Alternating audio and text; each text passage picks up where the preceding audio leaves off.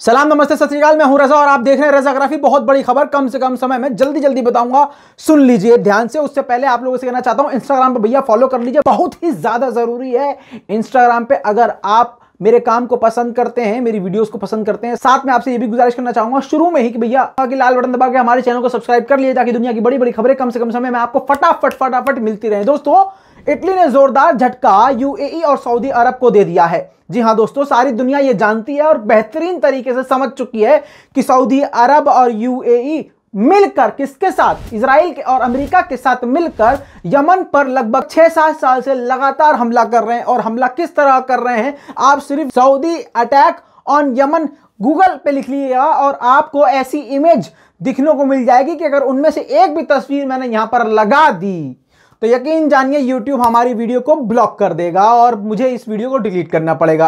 अब आप ये जान लीजिए कि इतना खतरनाक हमला कर रहा है, इसके बावजूद अफसोस के साथ कहना पड़ रहा है कि भारत और पाकिस्तान के अभी भी बहुत सारे ऐसे मुसलमान हैं जो सऊदी अरब को अभी भी बादशाह समझते हैं और उसकी गलतियों को नजरअंदाज करते हैं। लेकिन दुनिया की अब आंखें खुल गई हैं। इटली ने पूरी तरह से, हालांकि टेम्परेरी बैन लगाया हुआ था हथियार देने से इन दोनों देशों को, यानी सऊदी को और यूएई को, लेकिन अब इटली ने ऑफिशियली अनाउंस करके क्लियर कर दिया है कि अब वो सऊदी अरब को और यूएई को पूरी तरह से बैन कर रहा है, उनको हथियार नहीं दिया जाएगा। ऑफिशियल रिपोर्ट के मुताबिक बताया गया है कि पिछले 18 महीने से तो बैन ही कर रखा था और पूरी तरह से 6-7 महीने से, यानी एक गोली भी एक्सपोर्ट नहीं कर रहा था इटली। दोस्तों, आपको जान के ये हैरानी होगी, पूरी दुनिया में 10वें और 11वें नंबर पर यूएई और सऊदी अरब आते हैं उन देशों में जो सबसे ज्यादा हथियार खरीदते थे।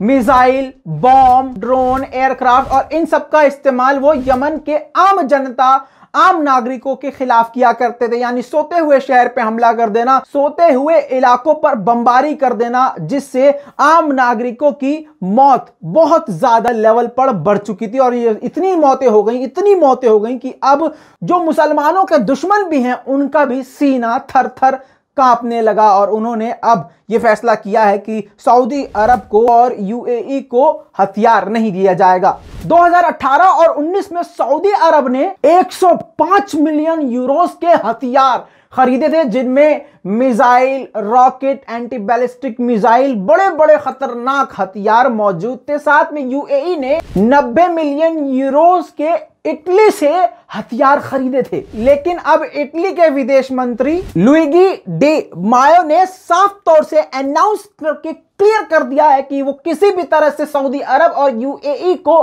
हथियार नहीं देने वाले हैं। और जो डील हुई थी जिसमें 485 मिलियन यूरोस के हथियार दोनों देशों को इटली एक्सपोर्ट करने वाला था, वो डील पूरी तरह से रोक दी गई है और पूरी तरह से सऊदी और यूएई पर बैन लगा दिया गया है। अब आप समझ लीजिए, ये इतनी बड़ी डील थी कि इसमें 20,000 मिसाइल सऊदी अरब खरीद रहा था। जी हां दोस्तों, 20,000 मिसाइल। सोच के देखिए, ये 1-2 की बात नहीं है, 20-25 की और 2,000 की बात नहीं है, 20,000 मिसाइल सऊदी अरब खरीद रहा था। और आप जानते हैं सऊदी अरब की किसी भी देश से जंग नहीं चल रही है तो इन हथियारों का आखिरकार इस्तेमाल कहां करता है? यमन पर, सीरिया पर।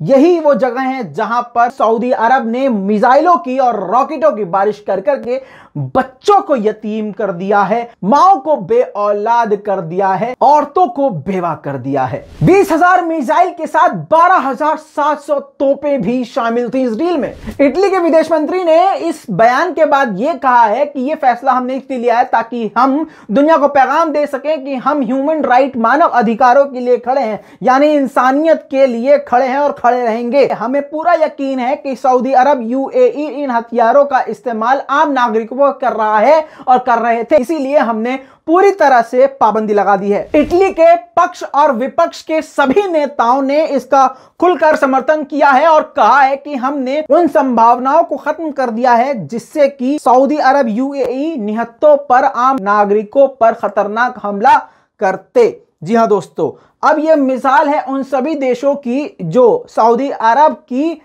हथियारों से मदद करते हैं। इशारा मेरा सीधा इजराइल और अमेरिका की तरफ है। दोस्तों अभी तो सऊदी अरब, इजराइल और अमेरिका के हालात बहुत ज्यादा खराब हैं। खैर ये तो दूसरी बात है। इस रिपोर्ट के बारे में आपका क्या कहना है? इटली को आप क्या कहना चाहेंगे और सऊदी अरब से आप क्या कहना चाहेंगे? नीचे कमेंट में लिखना मत भूलिएगा। इस वीडियो को हर जगह शेयर कीजिएगा और लाल बटन दबा के हमारे चैनल को सब्सक्राइब भैया जरूर कर लीजिएगा। मैं हूं रजा, गोदी मीडिया की सजा। चैनल को कीजिए सब्सक्राइब, ऐसे ही आएगा मजा। जय हिंद।